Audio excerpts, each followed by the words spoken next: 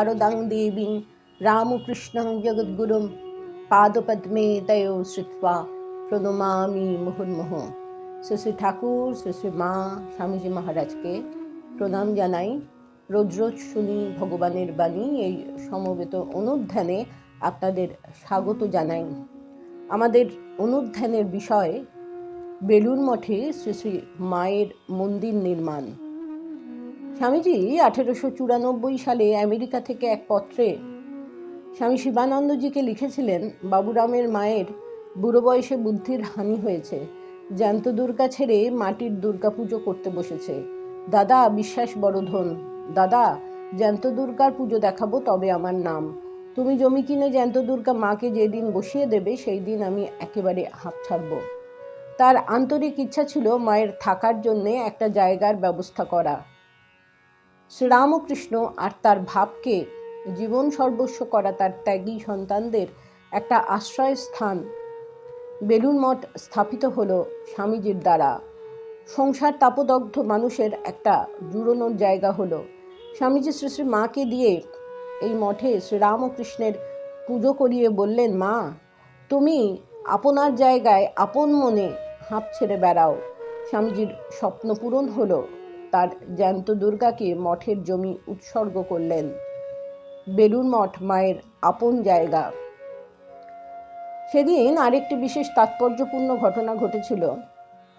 লাটু মহারাজের কথায় জানা যায়, শ্রী শ্রী মা তো মঠে গিয়ে সেদিন 12ই নভেম্বর 1898 নিজের হাতে ঠাকুরের পুজো করেছিলেন। সেদিন মঠের সকলে মিলে তার পায়ের ধুলি নিয়েছিলেন। এখনো মঠে সে ধুলি পূজিত হয়।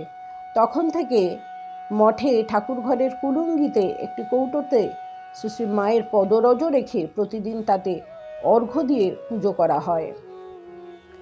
শ্রী শ্রী মায়ের মহাসমাধি হয় 4 শ্রাবণ মঙ্গলবার 1327 বঙ্গাব্দে রাত 1:30 পরদিন বেলা 11:30টার সময় সন্ন্যাসী ব্রহ্মচারী স্ত্রী পুরুষ ভক্তগণ পত্র পুষ্প মাল্যাদিতে সুসজ্জিত একটি খাটে স্থাপিত শ্রী শ্রী মায়ের পবিত্র দেহ বহন করে বাগবাজারে মায়ের বাড়ি থেকে বরানগরের কুঠিঘাটের উদ্দেশ্যে রওনা দেন। ক্রমে শত শত ভক্ত তাদের সঙ্গে মিলিত হন।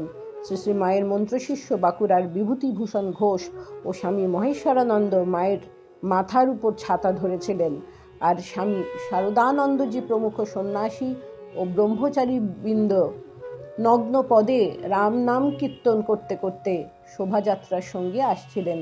হরি ওং রামকৃষ্ণ ধ্বনি উচ্চারিত হচ্ছিল। এদিনের স্মৃতিচারণ করে স্বামী ভূতেশানন্দজি, তখনও তিনি সঙ্ঘে যোগদান করেননি, লিখেছেন, খালি পায়ে বাগবাজার থেকে কুঠিঘাটে আসতে প্রচণ্ড রোদের জন্যে অনেকেরই পায়ে ফোসকা পড়েছিল। তবে শোভাযাত্রায় যোগ দিতে পেরে এবং অত সাধু ব্রহ্মচারী ভক্তদের শোভাযাত্রায় দেখে মনে একটা অবর্ণনীয় অনুভূতি হয়েছিল। বরানগরে ভক্ত নারায়ণ দত্তের বাড়ির ওপরতলা থেকে অবিরাম ঘন ঘন পুষ্পবৃষ্টি হয়। কুঠিঘাটে এসে মঠের বড় নৌকায় একটা শামিয়ানার নিচে শ্রী শ্রী মাকে শোমানো হয়। সাধু ব্রহ্মচারী ও পুরুষ ভক্তেরা ওই নৌকায় ওঠেন। সাধুরাই দাঁড় টেনে নিয়ে আসেন। তাদের মধ্যে ছিলেন স্বামী শঙ্করানন্দজি। আরও কয়েকটি নৌকা সকলের জন্য ভাড়া করে রাখা ছিল। অন্য ভক্তেরা সেই নৌকাগুলিতে উঠলেন। শ্রী শ্রী মায়ের সেবিকা সঙ্গিনী মহিলা ভক্তেরা পাশে পাশে একটা ছোট নৌকায় মঠের উদ্দেশ্যে রওনা দেন। এদিকে ভোর থেকেই বেলুড় মঠে তৎপরতা শুরু হয়ে গিয়েছিল। মহাপুরুষ মহারাজের নির্দেশে অন্য সাধু ব্রহ্মচারীদের সাহায্যে খোকা মহারাজ শেষকৃত্যের সমস্ত আয়োজন শুরু করেছিলেন। শ্রী শ্রী মায়ের পাদপদ্মে অর্পণ করার জন্য প্রচুর ফুল, বেলপাতা, দ্বীপ ও ফুলের মালা রাখা হয়েছিল। বরানগরের ভক্ত ভুবনবাবু চন্দন কাঠ, ঘি, ধূপ প্রভৃতি আবশ্যকীয় উপকরণ সংগ্রহ করে আনেন। এদিন সকাল সকাল শ্রী শ্রী ঠাকুরের পুজো ভোগ সম্পন্ন হয়েছিল। বেলা 2টায় বেলুড় মঠের ঘাটে পৌঁছে মাকে আমতলায় নিচে